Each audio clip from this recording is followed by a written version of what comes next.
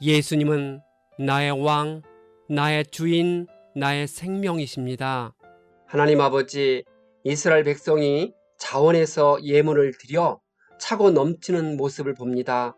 우리도 믿음 생활하면서 자원하는 예물, 자원하는 섬김이 소중하다는 것을 깨닫고 순종할 수 있도록 인도해 주옵소서. 예수님의 이름으로 기도합니다. 아멘. 오늘 읽을 말씀은 출애굽기 35장부터 37장입니다. 이 말씀의 핵심은 첫째, 여호와께 자원하여 드린 예물이 차고 넘쳤습니다. 둘째, 부살렐과 오홀리압에게 하나님의 영이 충만하게 임하였습니다. 셋째, 부살렐은 조각목과 금으로 언약궤와 상과 등잔대와 분향단을 만들었습니다. 35장, 모세는 이스라엘 온 회중을 모으고 6일 동안 열심히 일하고 7일째는 안식하라고 명령합니다. 하나님은 안식일에 불을 피우는 것까지 금하셨습니다. 고대 세계에서 새로 불을 피우는 행위는 단순한 취사 차원을 넘어 나무를 자르고 나르는 것과 같은 상당한 육체적 노동력을 요구했습니다.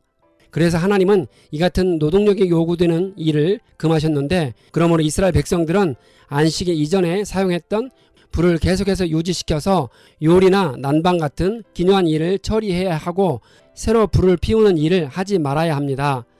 모세는 하나님의 명령을 받고 이스라엘 자손의 온 회중에게 자신의 소유 중에서 금, 은과 실과 염소털 등 많은 물품을 드리라 했습니다. 이 모든 것은 성소에서 쓸 물건을 만들 때 쓰였습니다. 이어서 모세는 자원하는 마음으로 여호와께 드릴 것을 가져오라 합니다. 마음이 감동된 자와 자원하는 모든 자가 와서 회막을 짓기 위해서 여호와께 드렸습니다. 오늘 본문에는 마음에 감동이 있는 자, 마음에 자원하는 자, 자원해서 드리는 예물을 반복하여 말씀합니다. 마음이 감동되어 스스로 참여하기를 원하는 사람이 모두 와서 회막을 지었습니다. 또한 회막에서 제사 드릴 때 필요한 것과 거룩한 옷을 만들 수 있도록 여러 가지 예물을 가지고 왔습니다. 남녀 구별이 없이 스스로 원하는 사람은 모두 자신들이 소중하게 여기는 금붙지들을 가져왔습니다. 그들은 각종 실과 짐승의 가죽들도 가져왔습니다.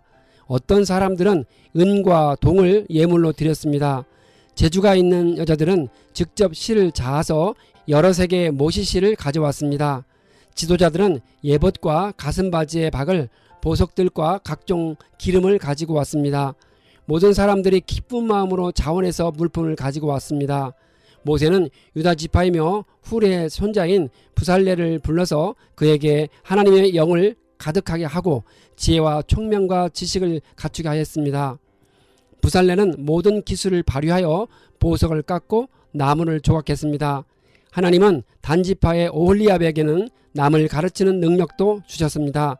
하나님은 두 사람에게 기술을 넘치도록 주셨습니다. 하나님은 사람을 선택하시고 능력을 주시는 일에 최고의 권위자이십니다. 우리가 인사배치를 할 때 지혜를 구하면 가장 적절한 조직을 구성할 수 있도록 해주시리라 확신합니다. 36장, 모세는 하나님의 명령대로 성소의 모든 것을 만들기 위해 부살렐과 오홀리압 및 마음이 지혜로운 사람들을 세웠습니다. 백성들은 기술자들에게 자원하는 예물을 계속해서 가지고 오니 이 일을 하지 못할 지경이었습니다. 모세는 가져온 물건이 너무 많다는 것을 알고 백성들에게 그만 가지고 오라고 명령을 했습니다. 백성들이 이처럼 모든 예물을 자원해서 가져온 이유가 있었을 것입니다. 금송아지 사건으로 말미암아 하나님의 징벌을 받고 깨달았을 것입니다. 또한 모세가 하나님이 주신 십계명 두 돌판을 가지고 왔을 때 얼굴에 빛이 나는 것을 보았기 때문일 것입니다.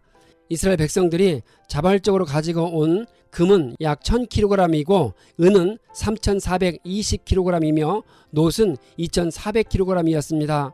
오늘날에도 하나님은 마음의 감동을 받아 자원하여 예물을 드리는 것을 기뻐하십니다. 뛰어난 기술자들이 모여 성막을 짓고 그것에 덮개 휘장을 만들었습니다. 두 번째 덮개의 휘장은 전체 길이가 13.7m이고 너비가 19.8m로 첫 번째 휘장보다 길이는 90cm가 더 길고 너비는 1.8m가 더 넓어 처음 휘장을 완전히 덮을 수 있었습니다. 성막의 제일 바깥을 덮는 윗덮개는 해우 혹은 돌고래로 추정되는 해달의 가죽으로 만들었습니다. 그것은 매우 질기고 거무스름한 색이었으며 사막의 모래와 광야의 폭풍과 비로부터 성막을 보호할 수 있을 만큼 튼튼했습니다.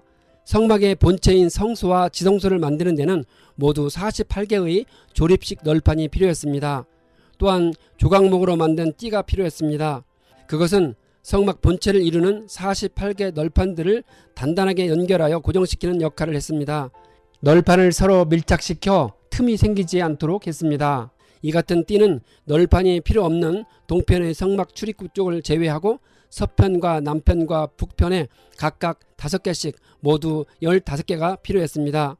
휘장은 2개를 만들어야 했는데 하나는 지성소와 성소를 구분하기 위한 것이고 하나는 성소 출입구에 걸어놓기 위한 것입니다.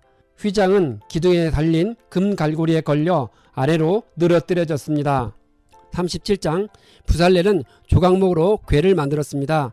성막의 가장 깊은 곳인 지성소 안에 비치된 이 궤는 언약궤, 법궤, 증거궤 등으로 불립니다.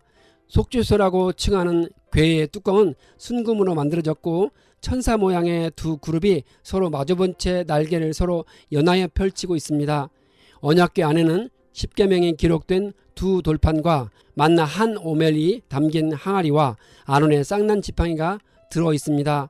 속죄소는 언약궤의 뚜껑에 해당하는 거룩한 물건인데 그룹 즉 천사들이 서로 마주보며 날개를 위로 닿도록 펴서 언약궤를 덮고 있는 모양을 갖추고 있었습니다.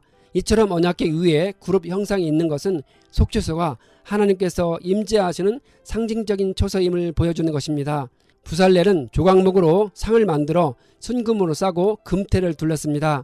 진설병 상은 성소 안 우측 곳 등잔대를 마주보고 위치하고 있었습니다.